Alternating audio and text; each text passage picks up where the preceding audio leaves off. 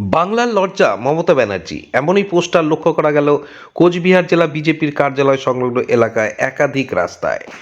একদিকে যেমন বাংলার লজ্জা মমতা ব্যানার্জি লেখা রয়েছে ওই পোস্টারে, তেমনি ওই পোস্টারে বিভিন্ন মনীষীদের ছবি উল্লেখ করে লেখা রয়েছে বাংলার গর্ব সেই মনীষীদের নাম।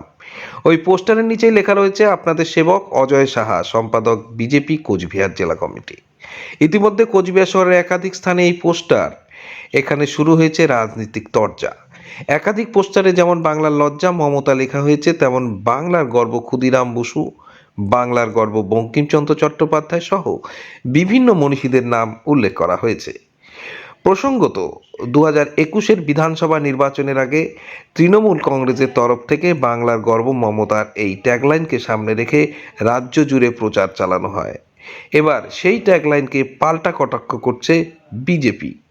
বাংলা লজ্জা মমতা ট্যাগলাইনকে ব্যবহার করে ময়দানে বিজেপির কোচবিহারের জেলা কমিটির সম্পাদক অজয় সাহা জানান, প্রকৃত অর্থে বাংলার গর্ব যদি কেউ হয় তাহলে নেতাজি সুভাষচন্দ্র বসু, ক্ষুদিরাম বোস, এরাই বাংলার প্রকৃতির গর্ব। আর সেই বাংলার সুনামকে কেউ যদি নষ্ট করে থাকে তার নাম মুখ্যমন্ত্রী মমতা বন্দ্যোপাধ্যায়। যদিও বিজেপির এই কটাক্ষ পাল্টা জবাব দিয়েছে তৃণমূল কংগ্রেস। তৃণমূল প্রাক্তন জেলা সভাপতি তথা কোচবিহার পৌরসভার চেয়ারম্যান রবীন্দ্রনাথ ঘোষ জানান, বিজেপি একটা পাগল ছাগলের দল। দেশের লজ্জা নরেন্দ্র মোদী ও বিজেপি, আর তাকেই ঢাকার জন্য অন্যকে টেনে নিয়ে আসা হচ্ছে বলে তিনি অভিযোগ করেন। স্বাভাবিকভাবেই পঞ্চায়েত নির্বাচনের আগে কোচবিহারে আবারও নতুন করে রাজনৈতিক তরজা শুরু হয়েছে তৃণমূল ও বিজেপির মধ্যে।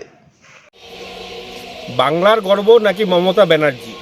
সুতরাং আমরা দেখতে পাচ্ছিলাম যে কিছুদিন আগে পর্যন্ত তৃণমূলের এই কর্মীরা এবং তৃণমূলের দলদাস কর্মীরা তারা কিন্তু মমতা ব্যানার্জিকে বাংলার গর্ব হিসাবে কিন্তু দাবি করছিল।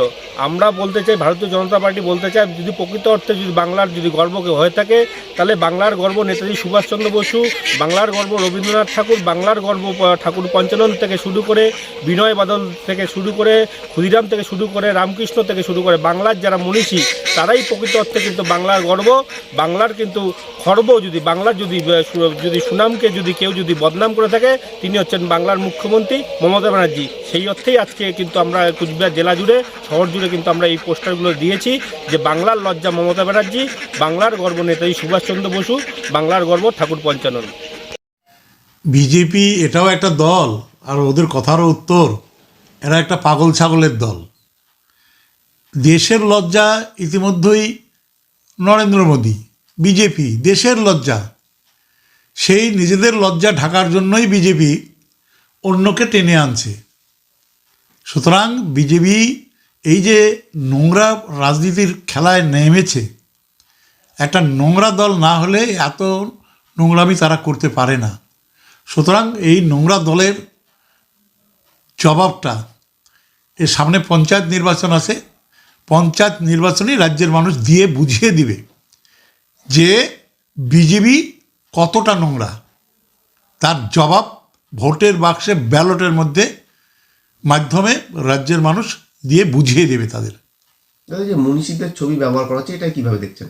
বিজেপির দলের মানুষের নামে তো, নেতাদের নামে তো লোক আসে না।